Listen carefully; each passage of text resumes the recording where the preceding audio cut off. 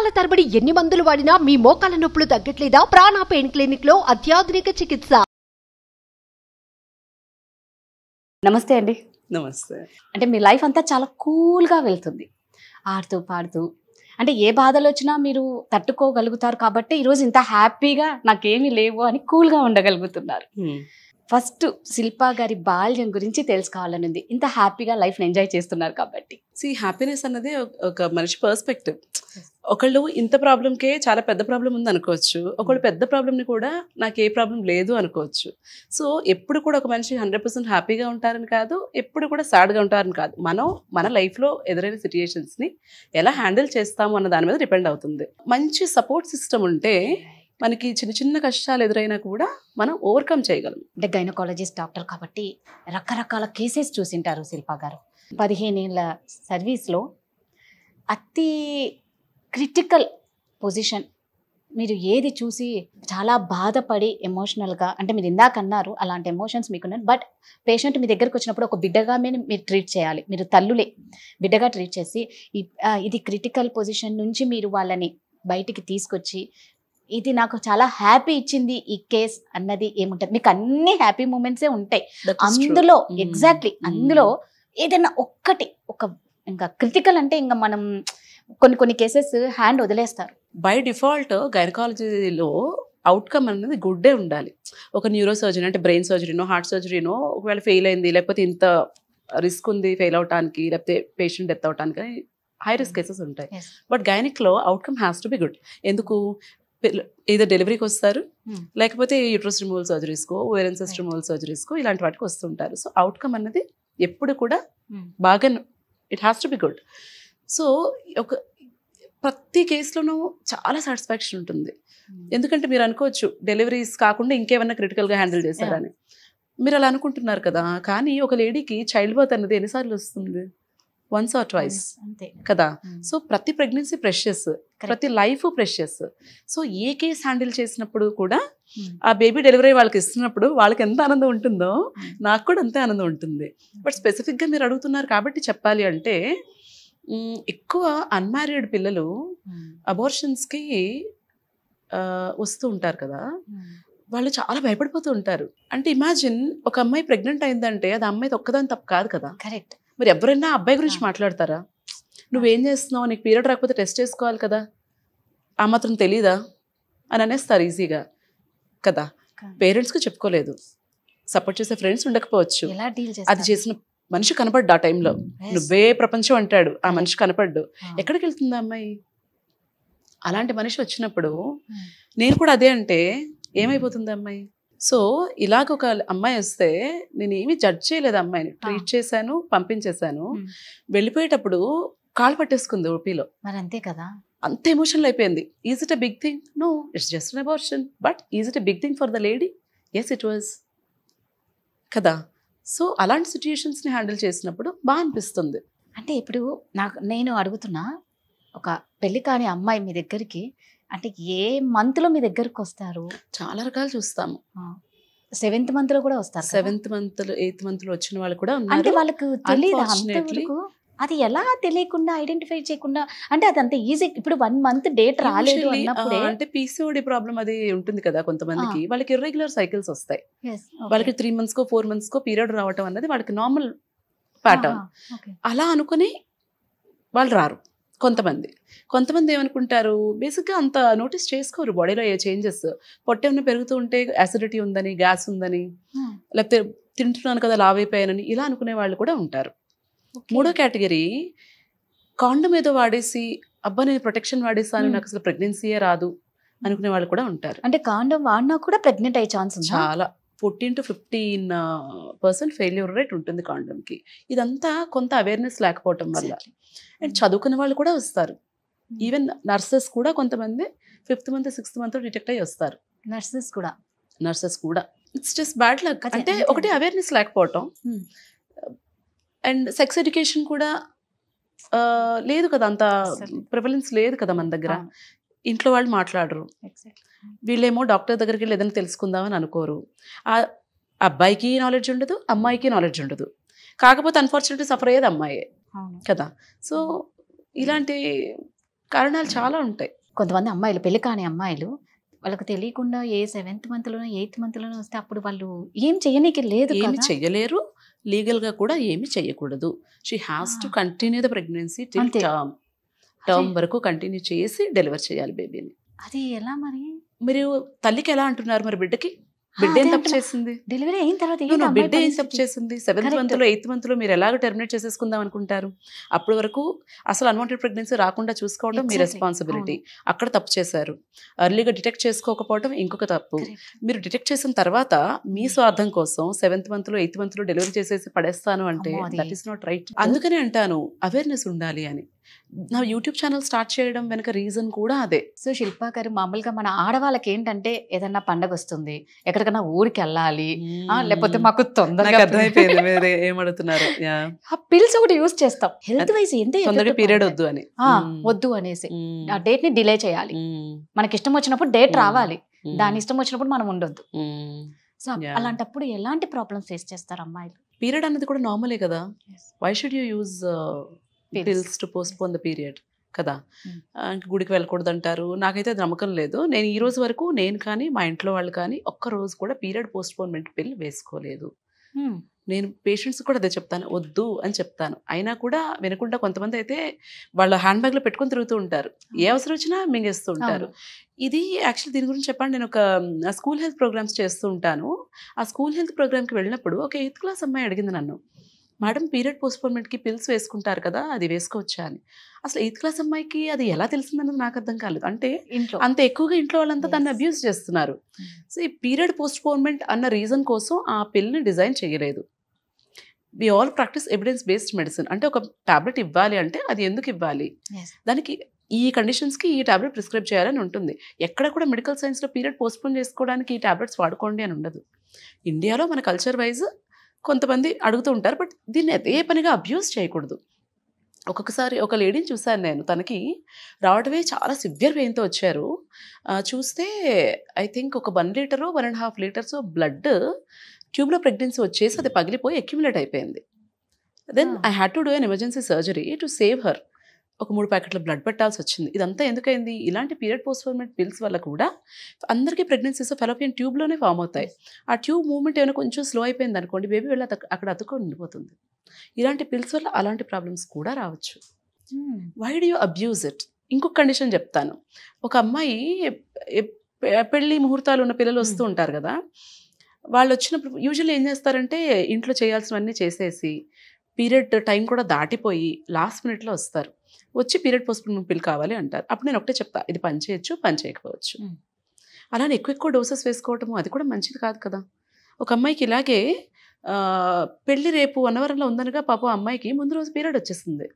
నేను పిల్ పెట్టిన అమ్మాయికే. రావచ్చు, రాకుండా ఆపలేం కదా.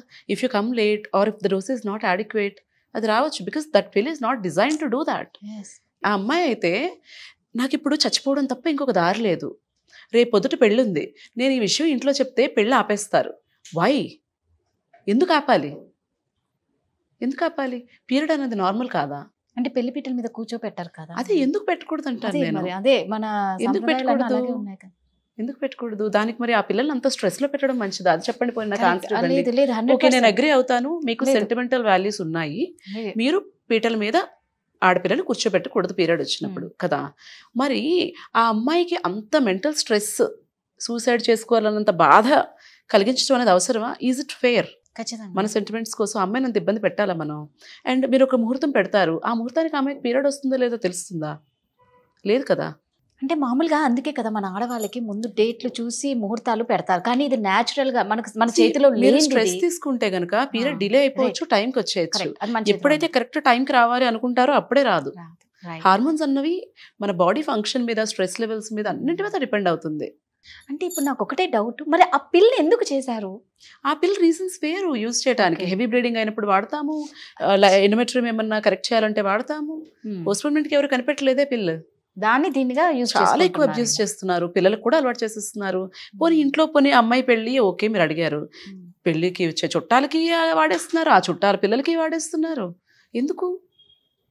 మన ఇంట్లో ఫంక్షన్ ఉందంటే మనం మెయిడ్స్ చేత వాడించేస్తున్నాం, డోలో వాడినట్టే. That is not right. You should never abuse your body. Learn to respect your body. ఆ అమ్మాయి పెళ్లి క్యాన్సిల్ అయిందా? చేసుకుంది. మామూలుగా ఇప్పుడు అబార్షన్స్ బాగా చేసుకుంటారు కదా, కానీ దానివల్ల హెల్త్ ఇష్యూస్ మాత్రం సివియర్గా వస్తాయి కదా. ప్రాణం పోయే వరకు కూడా వెళ్ళొచ్చు. అన్వాంటెడ్ ప్రెగ్నెన్సీస్, అబార్షన్స్ని అస్సలు ఈజీగా తీసుకోకూడదు. మీకు ఒకవేళ ప్రెగ్నెన్సీ వద్దు అనుకుంటే ప్రాపర్ బర్త్ కంట్రోల్ ఆప్షన్స్ ఏంటి అన్నది go to gynaecologist, discuss and use. మీకున్న సగం జ్ఞానంతో వాడేసి దానికి ప్రెగ్నెన్సీస్ తెచ్చుకొని ఏముందిలే అన్వాంటెడ్ ప్రెగ్నెన్సీ కదా అబార్ట్ అయిపోతుంది అని లైట్ తీసుకోకూడదు. రీసెంట్గా ఒక అమ్మాయి వచ్చింది. అబ్బాయి వచ్చారు, కూర్చున్నారు, మాట్లాడారు, చూశాను, ఓకేనా అన్వాంటెడ్ ప్రెగ్నెన్సీ అన్నారు.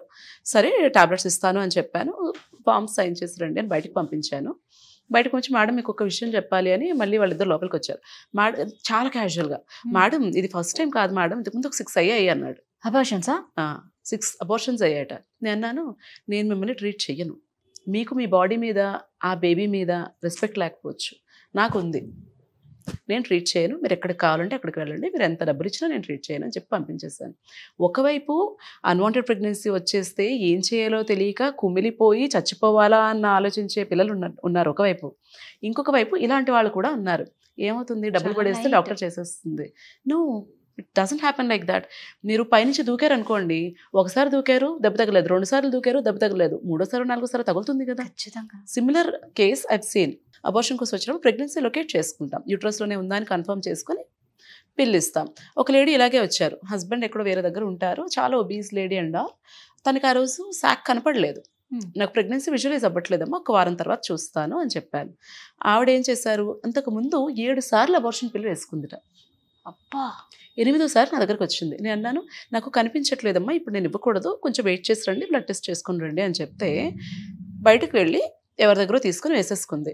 సో నాకు ఒక 4 రోజుల తర్వాత కాల్ వచ్చింది ఒక హాస్పిటల్ నుంచి, మేడం మీరు ఒక పేషెంట్ చూశారు 4 days ago, మీరు మళ్ళీ రమ్మన్నారు, కానీ తను ఎక్కడో తీసుకుని పిల్లు వేసేసుకుంది, చావు బ్రతుకుల స్టేజ్లో వెళ్ళింది ఆ హాస్పిటల్కి. ఆ అమ్మాయికి ఏమైంది, ట్యూబ్లో ప్రెగ్నెన్సీ వచ్చింది, గర్భసంచిలో కాకుండా.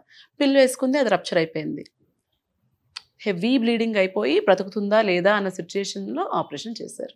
Why do you do that is my question. When you have a baby, when you do not want any more kids, what is stopping you from taking a proper birth control method కదా. It's a life కదా that is growing inside us. ఎలాగా 1 సారి 2 సార్లు 3 సార్లు 4 సార్లు 5 సార్లు ఎలా అలా? క్షణిక సుఖానందం కోసం జీవితాలు, ప్రాణాలు పోగొట్టుకుంటున్నారు. అల్టిమేట్ గా పోయేది ఆడవాళ్ళు ప్రాణాలే. I'm not saying sex is not important, but okay, go have respect your body is అదే కదా. All I'm saying. Consult doctor, use proper precaution. Is it that difficult? రోజు ఒక బర్త్ కంట్రోల్ పిల్ వేసుకోవడం డిఫికల్టా, లేకపోతే ఒక కాపర్టీ లూప్ పెట్టుకోవడం డిఫికల్టా? Is it difficult? లేదు, 2 పిల్లలు ఉన్నారు, ఒక సగం పూట సెలవు పెట్టి ఫ్యామిలీ ప్లానింగ్ ఆపరేషన్ చేయించుకోవడం డిఫికల్టా? What is stopping you from doing that? So ఆ అమ్మాయి సేఫ్ అయిపోయిందా సర్జరీ? ఫైనల్లీ ఆవిడ బతికారు. అసలు ఒక డాక్టర్ అంటేనే దేవుడితో సమానం. ఖచ్చితంగా. అంటే దేవుడు తల్లి కడుపు నుంచి జన్మనిస్తే ఆ తల్లి కడుపు నుంచి బయటకు వచ్చిన తర్వాత బతికిచ్చేది డాక్టరే. సో నిజంగా అందుకే మిమ్మల్ని దేవుళ్ళతో సమానం అని అంటారు. I disagree with that. ఎందుకు? సొసైటీ చాలా చేంజ్ అయిపోయింది, మనుషుల యాటిట్యూడ్ చాలా చేంజ్ అయిపోయింది. మమ్మల్ని దేవుళ్ళ చూడక్కర్లేదు, మమ్మల్ని మనుషుల్లా చూడండి చాలు. ఎందుకండి? మేము చేసే పనికి రెస్పెక్ట్ ఇవ్వండి చాలు. ఇప్పుడు చాలా మంది ఏమనుకుంటారు, నార్మల్ డెలివరీ అయితే డబ్బులు రావు కాబట్టి గైనకాలజిస్ట్ సిజేరియన్ చేసేస్తారు అనుకుంటారు కదా. అసలు నిజంగా కారణం ఉండి చేశారా, కారణం లేకుండా చేశారా ఏమీ ఆలోచించరు. డాక్టర్స్ ఉన్నారు, దోచుకుంటారు, ఇలాగే ఆలోచిస్తారు తప్పితే ఏంటి రీజను, ఎందుకు చేశారు, కారణం ఉండే చేసి ఉంటారు కదా అన్న బెనిఫిట్ ఆఫ్ డౌట్ అసలు డాక్టర్కి ఇస్తున్నారు ఈ రోజుల్లో. చాలా వరకు డాక్టర్స్ని డబ్బులు దోచుకునే వాళ్ళలాగా చూసేస్తున్నారు. That attitude is not right. నేనేమంటానంటే ప్రతి పనిలోనూ దైవత్వం ఉంటుంది. ఇప్పుడు మీ కెమెరామ్యాన్ ఉన్నారు, ఆయన పని ఆయన కరెక్ట్గా చేయాలి, ఆ పనిలో దైవత్వం ఉంటుంది. సో నేను స్పెషల్, నేను దేవుణ్ణి, నేను ఏదో గొప్ప పని చేస్తాను అని నేను అన్ను. నేను చేసే పని నేను బాగా చేస్తే నేను దేవుడే, మీరు చేసే పని మీరు బాగా చేస్తే మీరు దేవుడే. I don't believe in God, but I believe in people. So మమ్మల్ని దేవుళ్ళ చూడక్కర్లా, మనుషుల్లా చూసి మా పనికి రెస్పెక్ట్ ఇస్తే చాలు. ఇంతలాగా చెప్తున్నానంటే చూసుంటాం మేము. అదే అర్థమవుతుంది. ఇప్పుడు అన్ని స్టోరీస్ షేర్ చేయడానికి టైం సరిపోదు, అర్థమైపోతుంది. అన్నం బ్రీఫ్ గా నేను చెప్పాలంటే, ఒక అమ్మాయి ప్రీవియస్ 3 ప్రెగ్నెన్సీస్ లాస్ అయిపోయాయి, తర్వాత కన్సీవ్ అవ్వట్లేదని వచ్చారు. మెడిసిన్ పెట్టాను, కన్సీవ్ అయింది, ప్రెగ్నెన్సీ కంటిన్యూ అయింది, అంతా అయింది. సర్విక్స్ బాగా షార్ట్ అయిపోయింది, ఫుల్ రెస్ట్లో ఉంచాము, ప్రెగ్నెన్సీ టర్మ్ వరకు కంటిన్యూ అయింది. డెలివరీకి ట్రై చేసేటప్పుడు ఇంకేవో కండిషన్స్ ఉన్నాయి, మా బెటర్ మీకు సిజేరియన్ చేసుకోవడం సేఫ్ అన్నాను. లేదు నార్మల్ కావాలి అన్నారు. సరేమో నార్మల్ చేస్తాను అన్నాను. ఇంజెక్షన్ స్టార్ట్ చేసి వెళ్ళాను ఇంటికి. సిస్టర్కి చెప్పానమ్మా చూసుకోండి, ఫాస్ట్గా వెళ్ళకూడదు అని. వాళ్ళు ఏంటి, ఒకవేళ రెస్పాన్స్ రాకపోతే నేను సిజేరియన్ చేసేస్తానేమోనని నేను ఇంత జాగ్రత్తగా కంటికి రెప్పలా 9 నెలలు ఆ ప్రెగ్నెన్సీని కంటిన్యూ చేసి జాగ్రత్తగా అక్కడ వరకు తీసుకొస్తే, నేను ఇంటికి వెళ్ళి డ్రెస్ చేంజ్ చేసుకుని వచ్చే లోపల 3/4 బాటిల్ ఫ్లూయిడ్ పంప్ చేస్తాడు వైఫ్ బాడీలోకి. అదేంటి, నార్మల్ డెలివరీ అయిపోవాలని. పెయిన్స్ వచ్చేస్తే నార్మల్ డెలివరీ అయిపోద్ది. నీ బిడ్డ గురించి నీకు వరీ లేదా? నేను ఎందుకు అంత లెక్కలు వేసి మరీ ఆ డ్రాప్ సెట్ చేసి వెళ్ళాను. గట్టిగా పెయిన్స్ వచ్చేస్తే బేబీ ఏమైపోతుంది. వెళ్ళాను, చూశాను, పరిగెత్తుకుంటూ మళ్ళీ ఇంటికి హాస్పిటల్కి వెళ్ళాను, చూశాను, బాగానే ఉంది, సెట్ చేశాను. అలా చేయకండి అని చెప్పాను. వీళ్ళు నేను ఇంటికి వెళ్ళిపోతే మళ్ళీ ఇలాగే చేస్తారనిపించి కిందనే ఉండిపోయాను రూమ్లో. అప్పుడు చెప్పాను, ఉమ్మనీళ్ళు ఏమన్నా లీక్ అయితేనా కొంచెం యాక్సిలరేట్ అవుతుంది, నార్మల్ డెలివరీ అవడానికి ఛాన్స్ బాగుంటుంది అని చెప్పాను. ఇలా చెప్పి కిందకి వెళ్ళక 5 minutesలో ఫోన్ వచ్చింది, మేడం ఉమ్మనీళ్ళు లీక్ అయిపోయాయి పేషెంట్కి అని. వెళ్ళి చూశాను, ఉమ్మనీళ్ళు చక్కగా ఉన్నాయి, మెంబ్రెయిన్ లీక్ లేదు, ఏం లేదు. కింద ఫ్లోర్ మీద చూస్తే ఎన్ని నీళ్ళు ఉన్నాయి. ఏంటి అంటే బాత్రూంలో నుంచి బకెట్లో మగ్లో వాటర్ తీసుకొచ్చి కింద పోసేసారట. అదేంటి, ఉమ్మనీళ్ళు లీక్ అయితే నార్మల్ డెలివరీ చేస్తానన్నాను కదా అందుకు. అంటే నీ అవుట్కమ్, నీ గోల్ నార్మల్ డెలివరీ అయినా బేబీ ఎలా ఉన్నా పర్వాలేదా? సో ఇక్కడ నన్ను కదా విలన్లా చూశారు. అంటే నేనంటే కదా నమ్మకం లేదు అక్కడ. ఎందుకు, డాక్టర్లు డబ్బుల కోసం మాత్రమే సిజేరియన్ చేస్తారు అన్న ఒక అపోహ వల్ల ఇలాంటి పేషెంట్స్ని ట్రీట్ చేసినప్పుడు బాధ చేస్తుంది. ఖచ్చితంగా ఆ అమ్మాయికి ఎప్పుడెప్పుడు బేబీ పుడుతుందా అని నేను ఎంతో ఆతృతగా ఎదురు చూశాను. ఆ కప్పులు ఎలా చూశారో నేను అలా చూశాను. ఎందుకంటే అసలు ఆ వీక్ గడుస్తుందా లేదా అన్నట్టు ఉండేది తన ప్రెగ్నెన్సీ జర్నీ అంతాను. When people treat you like that, I don't want you to treat me like a God, treat me like a normal person. ఇందాక మనం అనుకున్నాం కదా, అబార్షన్ పిల్స్, కొన్ని పిల్స్ వాడటం వల్ల కూడా క్యాన్సర్ వస్తుంది అన్నారు, అది నిజమేనా? లేదు, abortion pills won't cause cancer. క్యాన్సర్కి మనం ఈ చిన్న చిన్న పిల్స్ వీటిని బ్లేమ్ చేయడం కంటే కూడా మన లైఫ్ స్టైల్ ఎలా ఉందన్నది చూసుకోవాలి. ఫస్ట్ అసలు హెల్దీ ఫుడ్ తింటున్నామా, ఎక్సర్సైజ్ చేస్తున్నామా, అండ్ రెగ్యులర్ స్క్రీనింగ్స్ ఉంటాయి. ఇప్పుడు సర్వైకల్ క్యాన్సర్ ఉంది, చాలా ఈజీ కదా డిటెక్ట్ చేసుకునే టెస్ట్, అది చేయించుకుంటున్నామా? బ్రెస్ట్ క్యాన్సర్కి చిన్న ఎక్స్రే లాంటిది, మ్యామోగ్రామ్ లాంటిది చేస్తే సరిపోతుంది కదా, అది చేయించుకుంటున్నామా? బ్రెస్ట్ క్యాన్సర్కి మ్యామోగ్రామ్ టెస్ట్ ఉంటుంది, 2 yearsకి ఒకసారి, 40 years దాటిన తర్వాత చేసుకోవాలి. ఇలాంటి చిన్న చిన్న టెస్ట్ అన్నీ మిస్ అయ్యి ఏదైనా తింటే వచ్చేస్తుందేమో, లేకపోతే ఇదేమైనా చేస్తే వచ్చేస్తుందేమో అని సిల్లి రీజన్స్ గురించి ఆలోచిస్తాం తప్పితే మేజర్ థింగ్స్ మనం చేయాల్సినవి అండ్ రెగ్యులర్గా ప్రాబ్లం ఉన్నా లేకపోయినా గైనకాలజిస్ట్ దగ్గరికి వెళ్ళాలి, ఇలాంటివి మిస్ అయిపోతాం. సో అంటే ఇప్పుడు మామూలుగా ఇంటికి ఆడదే కాబట్టి అందం కానీ, ఆనందం కానీ, ఆ కళ కానీ ఇంటికి ఆడదే అనమాట. మీ దృష్టిలో ఎలా అంటారు? అమ్మాయి అంటేనే నిజంగా, అందుకే మహాలక్ష్మి అంటారు, ఒక ఆదిశక్తి అంటారు. అంటే ఆడవాళ్ళకి మా ఇంట్లో అలాగే ట్రీట్ చేస్తారు, ఆడపిల్లలు స్పెషల్ గానే ట్రీట్ చేస్తారు చాలా, అబ్బాయి కంటే కూడా. అండ్ ఈ రోజు వరకు కూడా ఏదైనా సరే ఆపర్చునిటీ నాకు కానీ మా తమ్ముడికి కానీ ఇచ్చే విషయంలో మా పేరెంట్స్ ఈక్వల్ గానే చూసారు. యాక్చువల్లీ మా తమ్ముడికి చేసిన దానికంటే ఎక్కువ నాకే చేస్తున్నారు పాపం ఇప్పటికీ. నాకు పాప పుట్టింది, నాకు పాప పుట్టినప్పుడు అయితే హాస్పిటల్లో వీళ్ళందరూ ఎంత గోల్ చేశారంటే, వాళ్ళు అన్నారు మీ ఫ్యామిలీలో అసలు ఆడపిల్ల లేదా, ఫస్ట్ టైం పుట్టిందా అని అడిగారు. సో అంత ఇంపార్టెన్స్ ఇస్తారు ఆడపిల్లలకి. బట్ దెన్ నేనేమంటానంటే, అండ్ కొంతమంది అంటారు ఆడపిల్ల ఏమన్నారు మీరు ఇందాక, మహాలక్ష్మి, కానీ ముందుకు అబ్బాయి అయిపోతే బాగుంటుంది. ఎందుకలా? అబ్బాయి అయిపోయిన తర్వాత ఆడపిల్ల మహాలక్ష్మి. ఫస్ట్ అబ్బాయి కావాలి, ఫస్ట్ అబ్బాయి తర్వాత ఆడపిల్ల అయితే మాకు ఇష్టం. That is wrong. సో అక్కడ నేను అంటాను, ఆడపిల్ల మహాలక్ష్మిలా ట్రీట్ చేయక్కర్లేదు, దేవుళ్ళ ట్రీట్ చేయక్కర్లేదు, treat her as equal. And ఆ ఇంటికి మెయిన్ ఆడపిల్ల అన్నారు కాబట్టి ఇక్కడ I want to tell you one thing as a doctor. ఇంట్లో తల్లి ఫస్ట్ తన హెల్త్ తను చూసుకోవాలి, అప్పుడు ఇంట్లో హెల్త్ అంతా బాగుంటుంది. అమ్మలు ఏమనుకుంటారంటే, నేను స్వార్థంగా ఉండకూడదు, నేను టైంకి తినకూడదు, అందరికీ పెట్టే నేను తినాలి అనుకుంటారు. That is wrong. ఇప్పుడు ఒక టిపికల్ హౌస్ అనుకుందాము, ఫాదర్ ఏమీ వంట చేయరు కదా, మేబీ 7 o'clock 8 o'clock లేస్తారేమో, పేపర్ పట్టుకుంటారేమో, 7 వేలు కాఫీ తెచ్చిస్తుంది, అప్పటికి టిఫిన్ రెడీ చేసి ఉంటుంది. పిల్లలు అప్పుడే లేస్తారు. ఈ రోజుల్లో పిల్లలు కూడా చాలా మటుకు ఏం చేయట్లేదు. సో వాళ్ళకి అన్ని సర్ది పెడుతుంది అంతా. అంటే నేనేం చెప్తున్నానంటే, అప్పటి వరకు మన యాక్టివిటీ ఈజ్ వెరీ లో. మనకు అన్నిటికంటే ముందే ఆవిడ లెగుస్తారు, ఆవిడ పనిచేస్తారు. మనం అప్పుడే లేచి ఫస్ట్ మనకి ఫుడ్ వస్తుంది. మరి ఆవిడ ఉదయం నుంచి లేచి పనిచేస్తున్నారు కదా, ఆవిడ కదా ఫస్ట్ తినాలి. సో మీరు ఫుడ్ తీసుకోవటం టైంకి, మీరు మీ హెల్త్ గురించి చూసుకోవటం కానీ, లేదు మీరు మీ ఫ్రెండ్స్తో టైం స్పెండ్ చేయడానికి వారానికి ఒకసారి బయటకు వెళ్ళటం కానీ, రోజు ఒక అరగంట వాకింగ్కి వెళ్ళటం కానీ, ఇది సెల్ఫిష్ కాదు. Correct. Take the time for your self. ఇంట్లో తల్లి హెల్తీగా ఉంటే ఇల్లంతా హెల్తీగా ఉంటుంది. ఇంట్లో తల్లికి ప్రాపర్గా ఫుడ్ కుక్ చేయటం కానీ, ఎలాంటి ఫుడ్ పిల్లలకి పెట్టాలన్న నాలెడ్జ్ కానీ, హెల్తీగా ఉండడానికి ఏమేం చేయాలన్న నాలెడ్జ్ కానీ తల్లికి ఉంటే ఇల్లు బాగుంటుంది. ఇల్లు బాగుంటే సొసైటీ బాగుంటుంది. ఆడవాళ్ళు మెచ్యూర్ అనేది ఒక ఏజ్కి వస్తుందేమో తెలియదు, కానీ ఇప్పుడున్న సిచ్యువేషన్లో 8 yearsలోనే మెచ్యూర్ అవుతూ ఉన్నారు. రీసెంట్గా నేను విన్నా, 8 years అమ్మాయి మెచ్యూర్ అయితే ఆ అమ్మాయి ఏడుస్తుంది, వాళ్ళ అమ్మాయి ఏడుస్తుంది, వాళ్ళ అమ్మకు ఫోన్ చేసి వాళ్ళ అమ్మమ్మ అంటే ఆ అమ్మాయి వాళ్ళ అమ్మమ్మ అందరూ ఏడుపులే ఇక్కడ. అసలు ఎందుకు అంటే అసలు ఆ వయసులో పాపం 8 yearsకి స్టార్ట్ అయితే ఎన్ని ఇయర్స్ దాన్ని మోయాలి ఆ బిడ్డ. అదే అది అంటే ప్రికాషన్స్ ప్యూబర్టీ అంటాము. కొన్ని కండిషన్స్లో హార్మోనల్ చేంజెస్ వల్ల అవుతుంది. జెన్యూన్గా ఆ అమ్మాయి బాడీలో కొన్నిసార్లు హార్మోనల్ చేంజెస్ వల్ల అలాంటి ప్రాబ్లమ్స్ వస్తాయి. బట్ యూజువల్లీ ఈ రోజుల్లో ఏంటంటే లైఫ్ స్టైల్ ప్రాబ్లం అది కూడా. చాలా రిఫైన్డ్ ఫుడ్, ఎక్కువ కార్బోహైడ్రేట్స్ ఉన్న ఫుడ్, డీప్ ఫ్రైడ్ ఫుడ్స్, పిల్లలు జంక్ ఫుడ్ అంటే బయట తినాలంటే KFC, అంతే, కూల్ డ్రింక్స్. పేరెంట్స్తో పాటు పిల్లలు కూడా సోడాస్ అన్ని తాగుతున్నారు కదా. అలాగే నాన్ వెజ్ తింటాం ఎక్కువైపోయింది. అండ్ మిల్క్ కూడాను.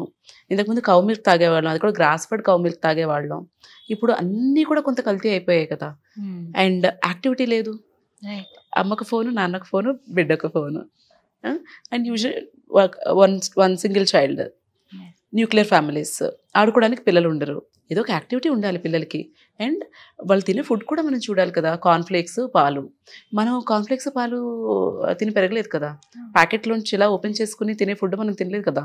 Actually first thing in the morning package foods తినకూడదు. అండ్ బ్రాయిలర్ చికెన్, మన లెవెల్ ఆఫ్ లివింగ్ పెరిగిన తర్వాత మనం తినే ఫుడ్ క్వాంటిటీ కూడా బాగా పెరిగిపోయింది. నేను మీకు ఫస్ట్ చెప్పాను, మాకు తినడానికి సరిపడా ఉండేది, కానీ బాగుంది ఇంకొంచెం తిందామంటే అంత ఎక్కువ ఉండేది కాదు. సో ఇప్పుడు ఏంటి, అబండెన్స్. అది సరిపోతుందన్నా కూడా మనం ఇంకా కొసరి వడ్డీ చేస్తాం. తిను తిను తిను. ఎంత తింటున్నారు పిల్లలు, ఎంత ఖర్చు పెడుతున్నారు. యాక్టివిటీ తగ్గిపోయింది కదా బాగా. కూర్చుంటారు, టీవీ చూస్తారు, లేకపోతే టీవీలో గేమ్స్ ఆడతారు, బయటకు వెళ్ళి ఆడుకునేది తగ్గిపోయింది. వీటి వల్ల అబ్బాయిల కంటే కూడా అమ్మాయిలు ఎక్కువ ఎఫెక్ట్ అవుతారు. అమ్మాయిలు హార్మోనల్ చేంజెస్ వచ్చేస్తాయి. దానివల్ల PCOD అని, ఇన్ఫర్టిలిటీ అని వీటన్నింటితో సఫర్ అవుతారు. ఇదే food habits changes, life style problems వల్ల అబ్బాయిలకి కూడా వాళ్ళు పెద్దయ్యాక తెలుస్తుంది. స్పర్మ్లో ప్రాబ్లమ్స్ వస్తాయి, ప్రెగ్నెన్సీస్ రావడానికి ప్రాబ్లమ్స్ వస్తాయి. ఆ తర్వాత మామూలుగా ఇప్పుడు మా లేడీస్గా ఎక్కువ జీన్స్, ఇప్పుడు అందరికి బాగా అదొక ట్రెండ్ అయిపోయింది, మంచిగా జీన్స్ వేసుకుంటారు. సో దానివల్ల కూడా జీన్స్ వల్ల ఏమన్నా ప్రాబ్లం అంటే టైట్ క్లోత్స్ వేసుకోవటం వల్ల ఏంటంటే ఎయిర్ సర్క్యులేషన్ అన్నది ప్రైవేట్ పార్ట్స్ దగ్గర సరిగ్గా జరగదు. దానివల్ల వెజైనల్ ఇన్ఫెక్షన్స్ కానీ, యూరిన్ ఇన్ఫెక్షన్స్ కానీ రావడానికి ఛాన్స్ ఉంటుంది. సో మనం వాటర్ ఎక్కువ తీసుకోవాలి అని అంటారు, ఓకే. బట్ ఆఫీస్ ప్లేసెస్లో లేదంటే ఎక్కడైనా బయటకు వెళ్ళినప్పుడు ఏమైపోతుందంటే యూరిన్ని స్టాప్ చేసుకుంటారు. Wrong habit again. అండ్ ఇంకా ఏం చేస్తారు, వాళ్ళే ఉదయం ఆఫీస్కి వచ్చారనుకోండి, వాష్రూమ్స్ క్లీన్గా ఉండవనో ఏదో రీజన్కి ఉదయం నుంచి ఈవినింగ్ వరకు వాటర్ తాగరు. ఇంటికి వెళ్ళగానే 1 లీటర్ వాటర్ తాగేస్తారు, తాగేస్తాం ఇవాటికి అనుకుంటారు. That is not right. మీరు throughout the day at regular intervals water తీసుకుంటూ ఉండాలి. అలాగే at regular intervals urine pass చేసేస్తూ ఉండాలి. అప్పుడే ఇన్ఫెక్షన్స్ రాకుండా ఉంటాయి. సో ఇప్పుడు మామూలుగా మొబైల్స్ మనం చూసుకుంటే పక్కన పెట్టుకొని పడుకోవడం, లేదు అంటే కొంతమంది లేడీస్ బ్లౌజ్ లో, అంటే ముఖ్యంగా మెయిడ్స్ చూస్తాం మనం, బ్లౌజ్ లో పెట్టేసుకుంటారు. Even cell phones pant pocket లో పెట్టుకోవడం కూడా నాట్ ఎ గుడ్ హ్యాబిట్. దానివల్ల కూడా స్పర్మ్స్ అవి డ్యామేజ్ అవ్వచ్చు. ఇప్పుడు మెయిల్ ఇన్ఫర్టిలిటీ కూడా బాగా పెరిగిపోతుంది కదా. ఒకటి స్మోకింగ్, ఆల్కహాల్, ఈ రేడియేషన్ ఎక్స్పోజర్, పొల్యూటెడ్ ఎన్వైరన్మెంట్. మనం చేయగలిగినవన్నా మనం చేయాలి కదా. ఎయిర్ పొల్యూషన్ ఏమైనా కరెక్ట్ చేసేయగలమా? చేయలేం కదా. చిన్న చిన్న చేంజెస్ మనం చేసుకోగలిగేవి మనం చేయాలి. పడుకునేటప్పుడు ఫోన్ కొంచెం దూరంగా పెట్టుకోవటము, అవసరం లేకపోతే ఇంట్లో రౌటర్స్ అవి ఆఫ్ చేసుకోవటము, అన్నెసరీ వైఫై అవసరం లేనప్పుడు ఆఫ్ చేసుకోవటము, ఇలాంటి చిన్న చిన్న చేంజెస్ చేసుకుంటే మంచిది. సో ఇప్పుడు మామూలుగా ఇప్పుడు ప్యాడ్స్ పెట్టుకోవడం వల్ల కొన్ని డిసీజ్ వస్తాయి అని అంటారు. ఇప్పుడు కప్స్ కూడా వస్తున్నాయి కదా. అంటే ప్యాడ్ పెట్టుకోవడం వల్ల డిసీజ్ వస్తుంది, కప్ పెట్టుకోవడం వల్ల డిసీజ్ ఉండదు అని కాదు. ప్యాడ్స్ కూడా యూస్ చేసుకోవచ్చు. రెగ్యులర్గా 4 to 6 hours ప్యాడ్ని ప్రాపర్గా డిస్పోజ్ చేసేయాలి. ప్రైవేట్ పార్ట్స్ అనేది క్లీన్గా ఉంచుకోవాలి. చక్కగా పీరియడ్ టైంలో కూడా వాటర్ తీసుకోవాలి, హెల్దీ ఫుడ్ తీసుకోవాలి, ఇవన్నీ పాటించాలి. Menstrual cup is a very good alternative.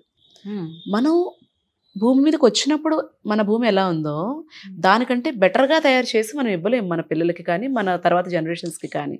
At least దాన్ని పాడు చేయకుండా ఇస్తే చాలు.